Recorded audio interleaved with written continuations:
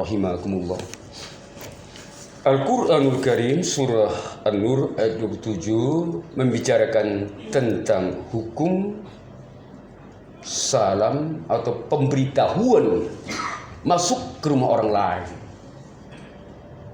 Ketika kita hendak masuk ke rumah orang lain, kita memberitahu untuk menjaga mur'ah, harga diri atau suatu hal yang tidak ingin dilihat oleh orang lain oleh si pemilik rumah atau ahli bahaya. Hal ini relevan dengan firman Allah Subhanahu wa taala dalam An-Nur ayat 7. Allah katakan, A'udzubillahi syamil alim minasyaitonir rajim.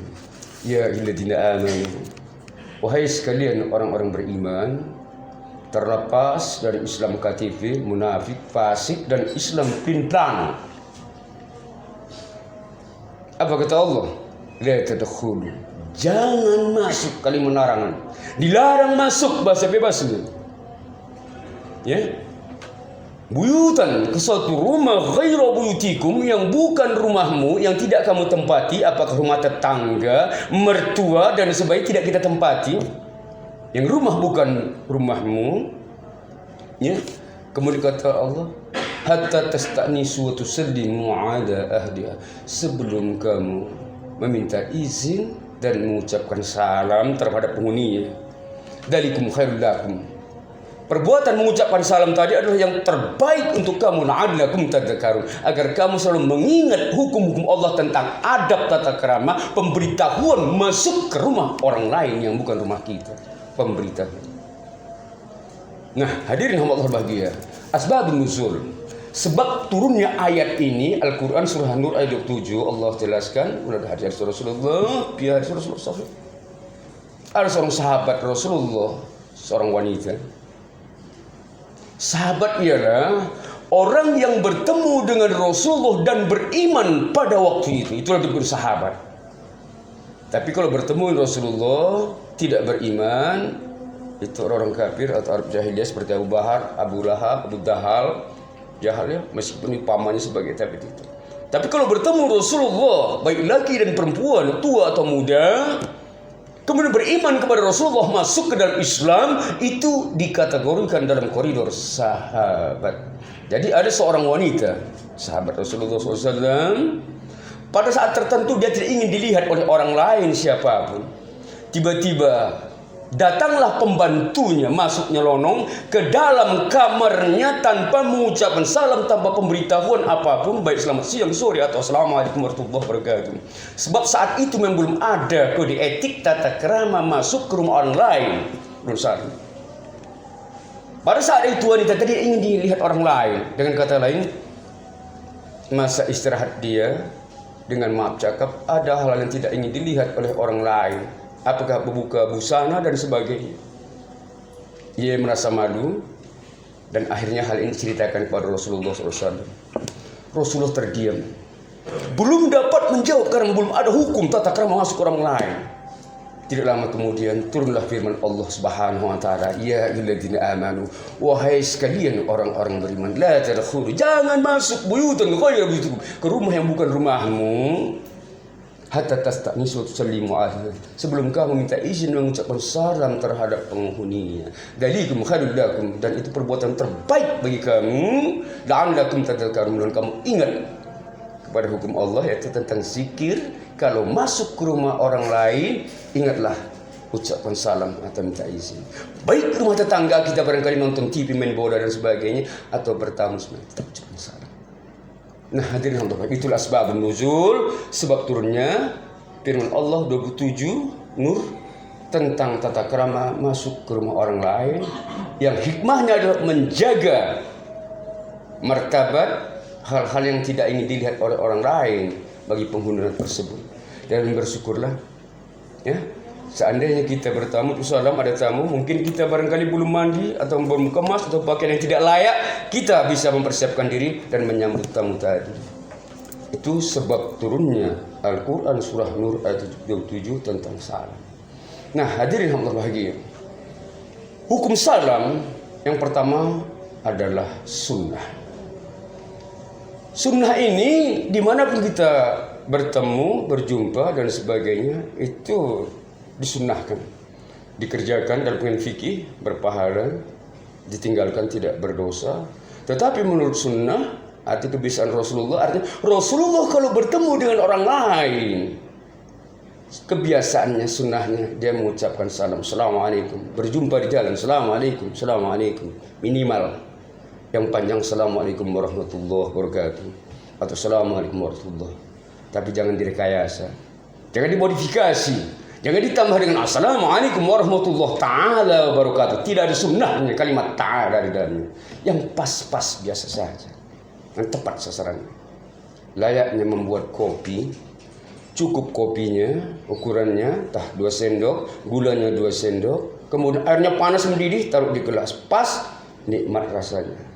Tetapi kalau tidak pas, tidak solih, direkayasa, karena tamunya istimewa barangkali, apakah presiden, dibuatnya kopinya separuh barangkali, gulanya juga hampir separuh, sikitnya air panasnya, supaya manis, kental dan sebagainya, tetapi rasanya tidak pas, tidak solih.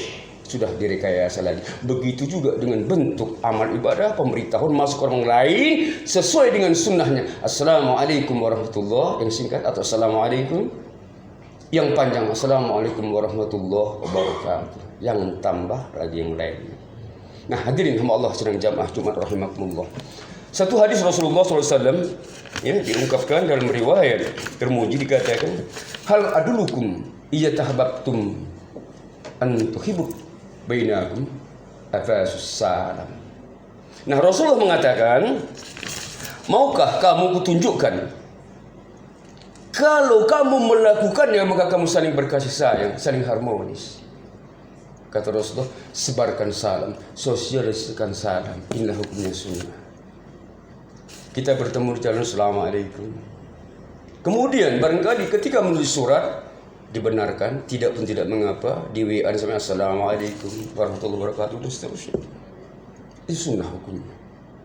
Mengangkat telepon, ada kode etik Islam, assalamualaikum, kalau jelas tahu nomor tadi adalah muslim, sunnah berpahala kita mengerjakan. Tapi kalau non muslim, jangan. Itu doa, lakum dinukum waliyadin, itu muslim. Timbang halu, itu budaya dari barat dulu, sapaan barat, sama dengan sapaan budaya barangkali suku-suku tertentu, misalnya mejuah-juah kan, atau khoras, atau kulonun dan sebagainya, itu kan budaya Islam. Apapun agamanya, apapun sukunya, bangsanya, budayanya adalah ketika bertemu ucapkan salam, ketika menerima telepon assalamualaikum, berpahala dan saling berkasih sayang, harmonis hubungan tadi. Tinggalkan yang halu dan sebagainya, itu budaya barat dan sebagainya. Nah, itu hukumnya sunnah. Kemudian hadirin yang berbahagia, yang kedua, hukumnya wajib. Kenapa saya katakan wajib?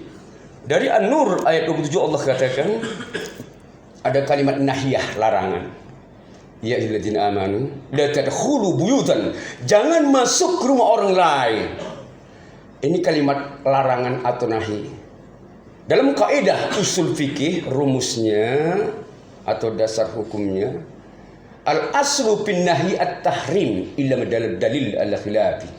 Bahasa kita, dasar hukum kalimat larangan, hukumnya haram dikerjakan kecuali ada dalil lain yang membolehkannya atau memalingkannya. Dasar kalimat larangan, misalnya la taqrabuz zina, jangan dekati zina, haram hukumnya.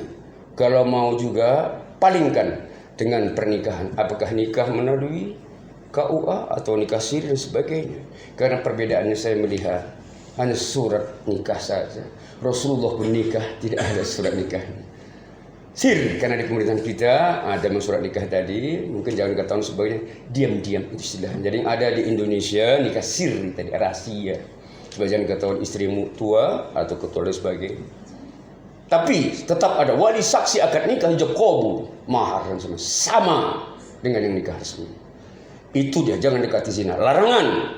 Kemudian la ta'kul riba adhafa mudhafah, jangan sesekali kamu makan riba dengan berganda-ganda, kalimat larangan.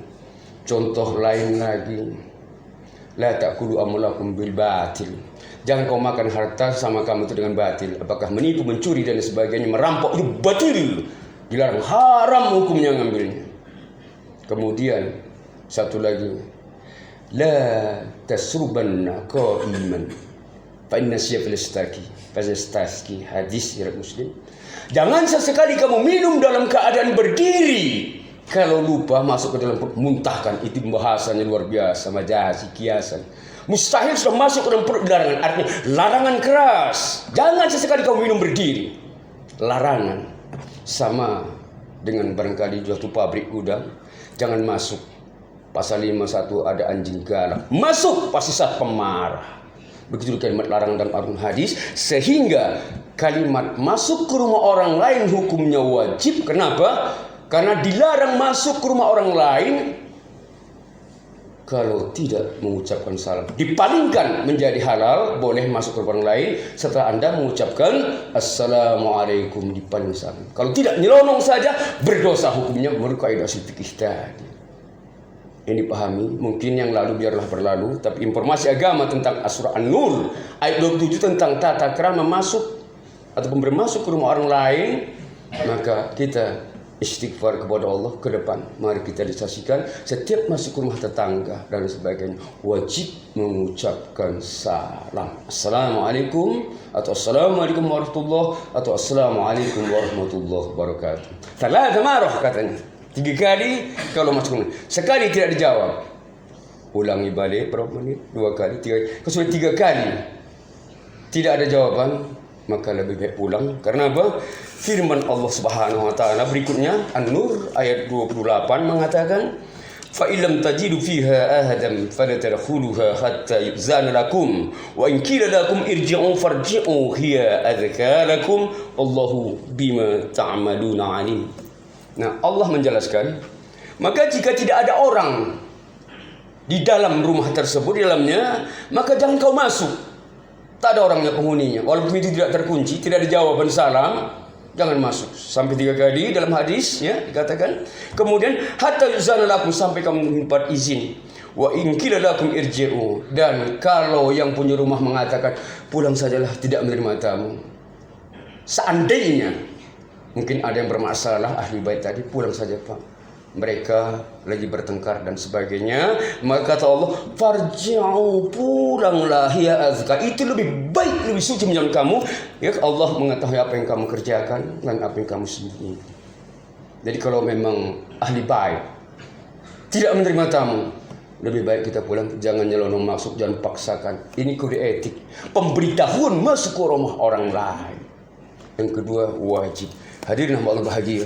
Kemudian yang kedua lagi, masih karena wajib, ketika kita sholat berjamaah atau munfarid, sholat sunnah atau sholat wajib atau sholat zanazah fardu kifayah, maka wajib mengucapkan salam pertama, Assalamualaikum warahmatullahi wabarakatuh, atau Assalamualaikum warahmatullahi, wajib yang pertama. Yang kedua ada mungkin hukum sunnah.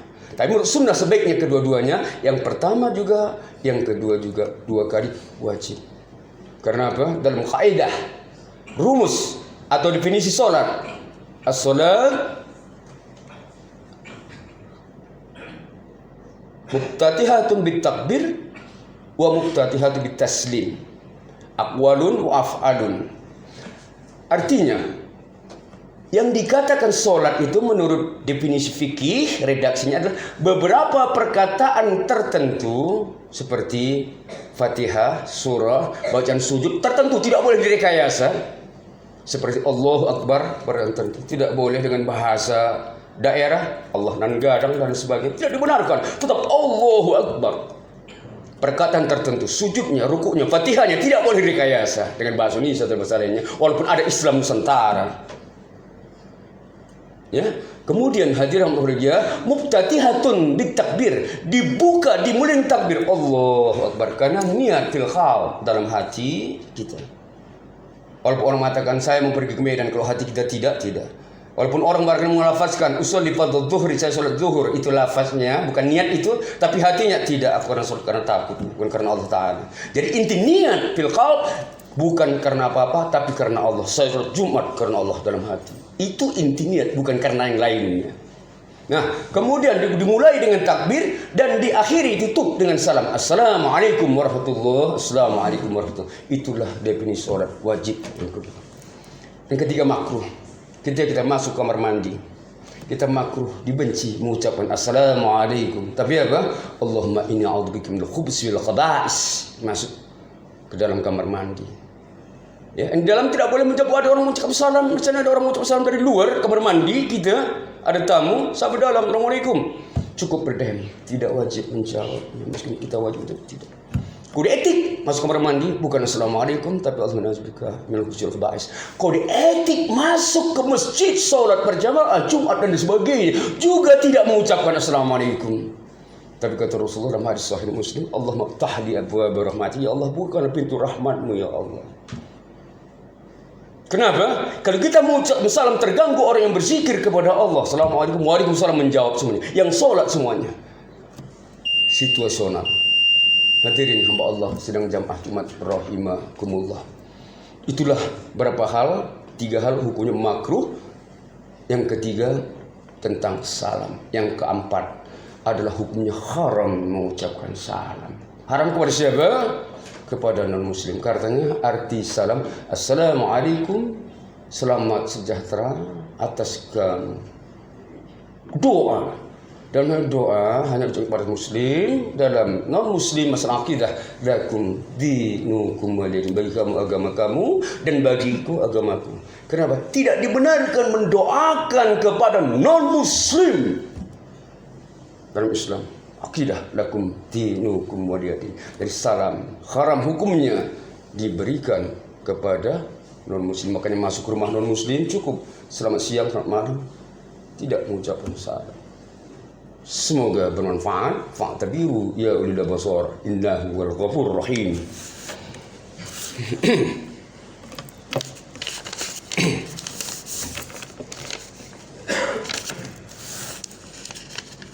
Alhamdulillah. Dana lihada wa ma kunna linahtadiya lawla an hadana Allah. Asyhadu an la ilaha illallah wa asyhadu anna Muhammadan abduhu wa rasuluhu al-mab'uth alladhi la ilaha ba'da. Allahumma salli sallim ala Muhammad wa ala alihi wa man tabi'ahu bi ihsan ila yaumil ba'd. Wa ibadallah usikum wa ittaqullaha faqad fatal muttaqin. Faqala Allah ta'ala fil Qur'anil Karim. A'udzu billahi minasyaitonir rajim. Bismillahirrahmanirrahim. Fa idza dakhaltum buyutan fasallimu 'ala anfusikum tahmidan. Abdullah minhu mubarakah thayyibah. An-Nur ayat 61. Apa kata Allah? Fa iza dakhaltum buyutan fasallimu 'ala anfusikum tahmidan. Tahmiyah, ya. Maka apabila kamu masuk ke rumah, artinya rumah kita sendiri, maka ucapkan salam terhadap diri kamu juga sebagai suatu penghormatan. Itu kata Allah Subhanahu wa taala supaya mendapat mubarakah keberkahan dari Allah yang baik.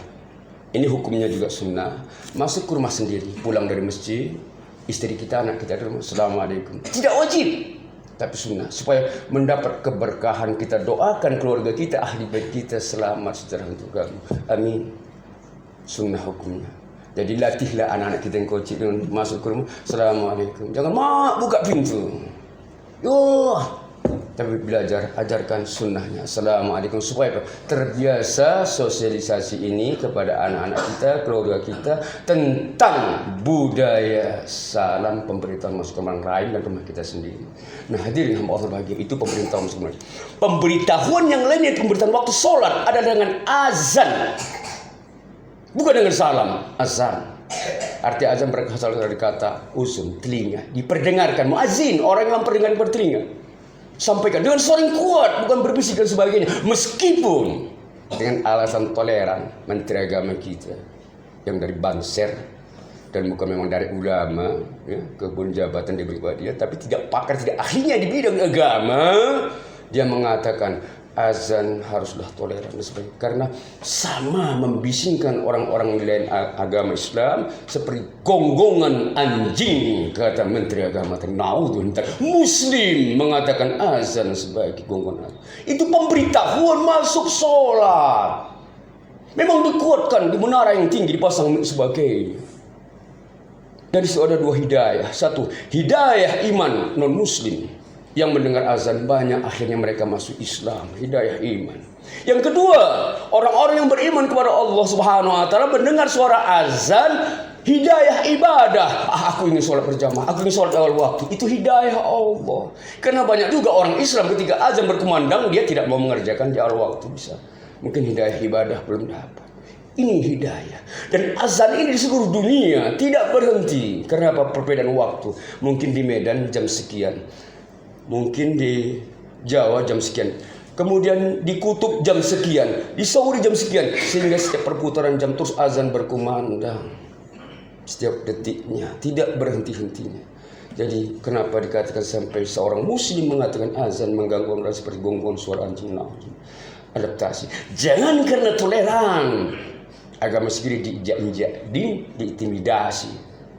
Na'udzubillah. Tadi karena jabatan.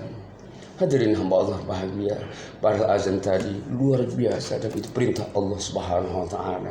Belajarlah bukan dengan toleransi tentang agama lakum dinukum wali, tapi adaptasilah. Kalau Anda tinggal di hutan, tidur malam hari, maka adaptasilah dengan suara jengkrik dan binatang-binatang lain cicit-cicit, karena memang itu alamnya. Kemudian kalau tinggal pada di dekat gereja, adaptasilah akan mendengar jam-jam tertentu, hari tertentu suara lonceng gereja. Tinggal di kelenteng, adaptasilah bukan toleransi. Mungkin Anda tinggal dupa-dupa, bau dupa, kemenyan dan sebagainya. Karena memang itu dilarang, tidak lakum dinukum waliyadin. Tinggal di mayoritas muslim, maka dengarkanlah suara azan, adaptasilah. Apalagi Anda seorang muslim mendapatkan hidayah ibadah, datang ke masjid, bukan dikatakan dengan seperti suara gonggong anjing mengganggu. Yang terganggu adalah syaitan. Kenapa? Kalau ada anjing menggonggong pada maghrib atau isya, mendengar suara azan, dia melihat setan berlari dan apabila dikumandangkan azan. Hanya setanlah daripada jin dan manusia yang lari kalau azan dikumandangkan. Nauzubillah min dzalik. Oleh karena hari ini mari kita istiqamah umat Islam, tetap lanjutkan azan sebagai panggilan untuk pemberian waktu sholat, dan tetap lanjutkan salam sebagai mereka masuk ke rumah orang lain. Mudah-mudahan dua hal tersebut, dasar hukumnya dan sebab nuzulnya, dapat kita pahami dan insya Allah dapat kita amalkan atau realisasikan dalam kehidupan sehari-hari bermasyarakat. Semoga manfaat. Fa'tabiru ya ulil absar. Innallaha malaikatahu yusholluna 'alan nabi.